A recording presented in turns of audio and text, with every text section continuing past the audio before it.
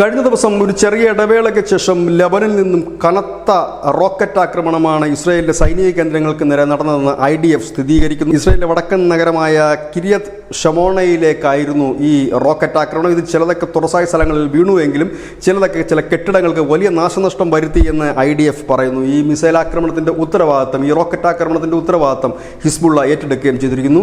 നമുക്കറിയാം, കഴിഞ്ഞ കുറച്ച് ദിവസങ്ങൾക്ക് മുമ്പായിരുന്നു ഹിസ്ബുള്ളയുടെ നേതൃത്വത്തിൽ വലിയ രീതിയിലുള്ള റോക്കറ്റ് ആക്രമണം ഇസ്രായേലിന് നേർക്ക് നടന്നത്. അതിന് സമാനമായ രീതിയിൽ ഏതാണ്ട് 85ഓളം റോക്കറ്റുകളാണ് ഇസ്രായേലിലെ സൈനിക ആസ്ഥാനങ്ങൾ അല്ലെങ്കിൽ സൈനിക കേന്ദ്രങ്ങൾ ലക്ഷ്യമാക്കിക്കൊണ്ട് വിക്ഷേപിച്ചിരിക്കുന്നത്.